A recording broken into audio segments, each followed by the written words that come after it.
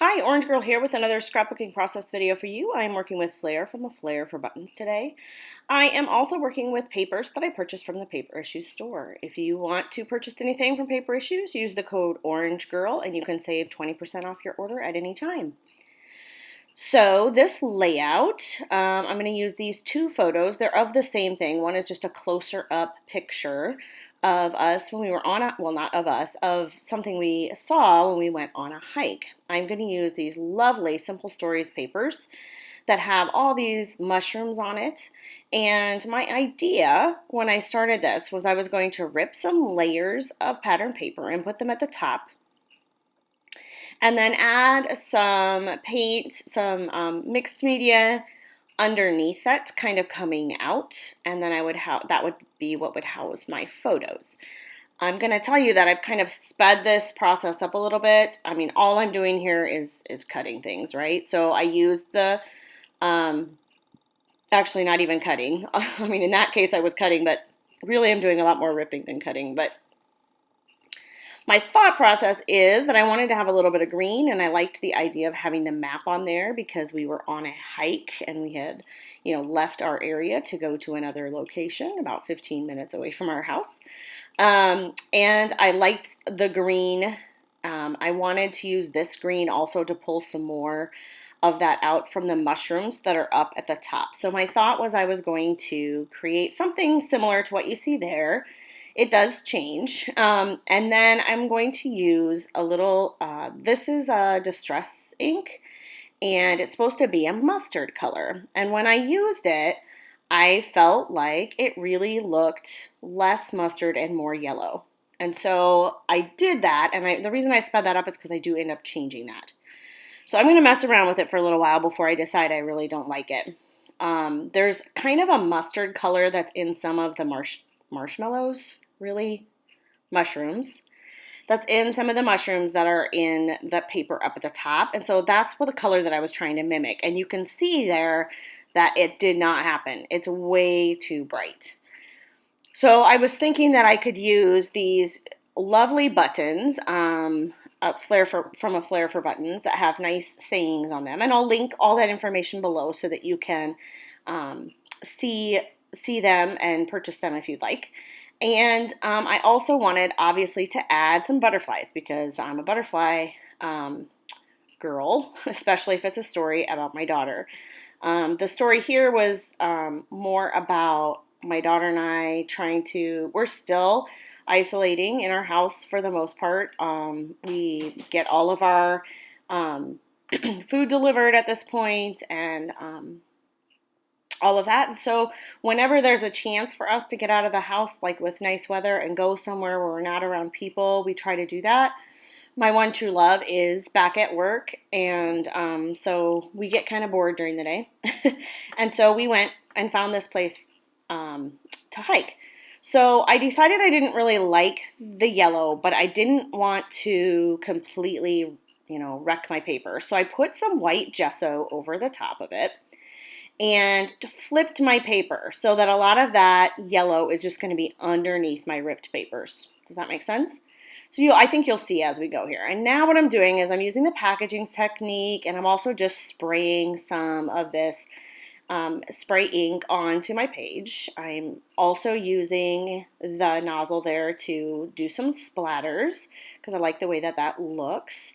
And I'm trying to kind of do basically what I did before with the yellow, only now with more of a green color. So there is some green in the collection.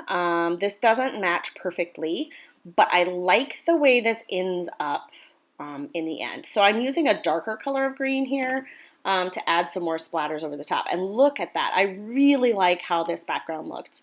I really like the way it just, I don't know, it just looks so watercolory. I just really like it.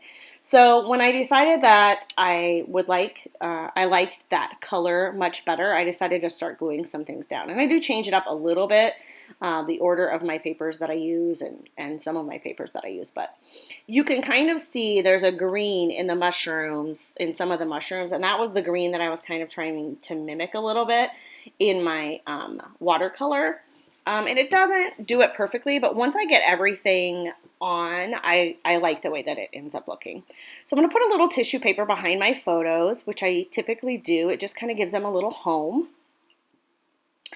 And the one that is the close-up version of this photo is the one that I am going to like pop off the page a little bit to emphasize it just a little bit more. So you can see that the first photo on the left has, I'm backed up a little bit so that you can see that there is a log that has this vegetation growing inside of it, an old rotted out log.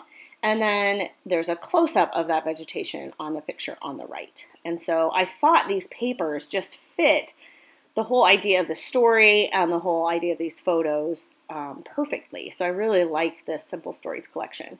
So right now I'm just trying to put some layers around everything here. I put some, I'm not like using pattern papers behind my photo, although I do that a lot. I'm not doing that for this one. I decided to use some of the ferns, the vegetation pieces of ephemera, and I'm going to put those behind, kind of coming out and peeking out behind my photos, which I like the way that looks. And I'm going to add to my title here. So Wander is it is a, what do you call that, chipboard, okay? And I'm going to write to magical places underneath it with these red letters. So what I so where I was going to like pop yellow, I decided to end up popping more of this green and red color. And so I added these red letters, and I'm going to use kind of red and orange butterflies, a reddish orange butterfly, and those sorts of things to kind of bring it all together. The other thing that I'm using to kind of bring it all together is I'm using some of the elements in the collection that are wood grain to match the title, Wander. So there are some hearts. There's some hearts that look like maps, and there's hearts that have the wood grain color. So I'm adding those into my clusters.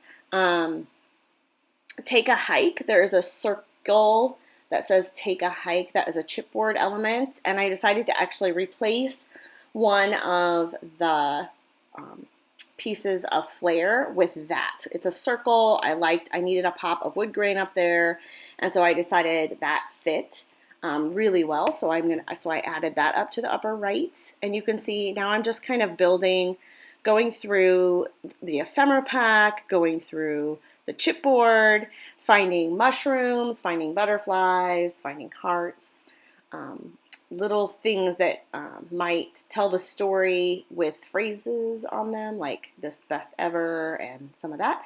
So what I ended up doing, this best ever is a tag. I think it didn't have a hole in it, so I was just putting a hole in it to match the tag that's next to it that doesn't have anything written on it. And so I'm going to put those kind of like tabs behind my photo. What else? I'm popping up, I typically try to pop up the wings of my butterflies to give them some dimension and make them look like they're flying through the sky. So I've just tried to pull some of that green color that is in my paint, and I'm trying to put it around the page as well. So you can see that there will be some butterflies. There's one over on the left that has that same kind of color. I would also say that some of the mushrooms have that same kind of color in them. And so I'm trying to balance that color around the page. Right now I'm just gluing everything down and popping some of the things up like I typically pop up butterflies. In this case, I am gluing some of the mushrooms straight down, and some of the mushrooms will be popped up. So I'm doing that. Let's see what else. And some of the phrases that I found that could be used as a tab or not. Some of those I'm popping those up. So I got everything kind of situated on there, and I decided I wanted to add some stitching. So I used a thread that's a very neutral color, kind of the same color as that, a little bit close to that same color as the yellow, that mustard yellow kind of color. And I stitched all the way around the outside, and I stitched through the subtitle that says to magical places, and I used that to stitch. And now I'm going to just basically, I kind of already had it laid out, so now I'm just going to start gluing everything down. So I have some red thread right there that is a real dark red, and it matches pretty well those mushrooms and the red letters. And I'm going to put that behind things like the butterfly and the circular element that says best ever right there. So I'm going to be I put it behind the mushrooms, and I think I put some down towards the bottom as well. So yeah, now I'm just kind of gluing everything down. So my daughter and I live about a 15-minute drive or so. I'm on the edge of town, and my parents live in a really small town that is about 15 minutes away. My mom does, and it's also where I grew up. And so there's a little park there. Well, it's actually not a little park. It's a beautiful big park there, and it has this place called Horseshoe Falls, which is not really like a huge waterfall or anything, but it has some rocks where there is water coming down off of it, and it is fun. One of my daughter's most favorite things in the whole entire world is to look for frogs and catch them. Any other critters as well, but she likes to catch them, play with them a little bit, and lets them go. She usually gives them a name as well. And she's done this her whole life. She's always loved it. So any chance we get to go walking through the water, she will take it. So on this day, we went to this park that is up by my hometown where I'm from, and we went down to this area called Horseshoe Falls. And so while we're down in that area, we were able to walk through the water and create a little fun adventure for the day. So yeah, we've been back there a couple of times. The thing about that area is that we have to have had some rain for it to be full of water. Sometimes it's just a trickle. So we went on the perfect day. A lot of the park was flooded in other areas, but this had nice water. We did find the first frog, as she called it, the first frog of the season. When we were there, it was the first one that we found this year. So it was a fun adventure, and so I wanted to document that. And when I saw these papers pop up from Simple Stories, I was like, oh my goodness, I need that. This will be perfect for our adventures out wandering in the forest. So you can see I added a butterfly up at the top. That is that same kind of greenish blue color, and then one over on the left that is also the same. And I have the location right above the word wander. So in between the photos and my title, I have just typed up where we are and the date. I think the date is on that. I can't tell from here. And then underneath, I am adding my journal strips, and I think you'll be able to see all of what I wrote and everything in the close-ups as they come. And I'm just going to glue those on down at the bottom.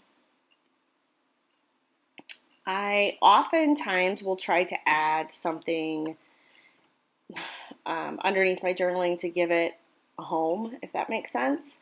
And so you'll see if I do that on this point. I didn't feel like I needed it as much at this point because of the fact that I had the paint behind it. So that was kind of giving it a home as well. But you'll see what I end up doing. So what I'm doing right now is I'm going through the 6x8 pad, and I'm finding, so I found a couple of words on this page that fit, and I might use those. I think I used those on the layout. And then I found these blue butterflies, blue-green butterflies that are that same color. And so I'm going to add those across the page to kind of pop out that color a little bit more. And I really like the way that worked. I was not happy with this layout when I first started and I did the green, I did the yellow, and I was like, oh my gosh, like I had this great vision in my head of what I wanted this to look like, and it just was not going there. And so I was pretty disappointed and frustrated and walked away. And then I thought, okay, well, I'm just going to start over and try a different color. And even when I used that color, I was like, it's still not the right color for what I'm looking for. And then when I found some of the butterflies and that were really close to the same color, and it doesn't have to be matchy, but I want, it to look like it has a purpose. So when I found some of the bigger butterflies in the ephemera pack, and then I found these little ones that I could fussy cut, I ended up really liking the way this ended up with all those pops of color. So I am also cutting out a few butterflies that are a different color. They're not the blue. They're more of that kind of yellow, more of a neutral color. So I'm cutting those out as well. It's not yellow. It's more of a neutral color, and I'm going to add some of those to the page as well. I like the way it matches that paper, the mushroom paper. I'm pulling a lot of the colors from that mushroom paper and then putting it across my page. So I'm adding a date stamp here, and I'm going to use that underneath my journaling to kind of give my journaling a little bit of a home. And that sounds silly, but it just works for me. Love as long as you live, which I thought was perfect. And there's my journaling.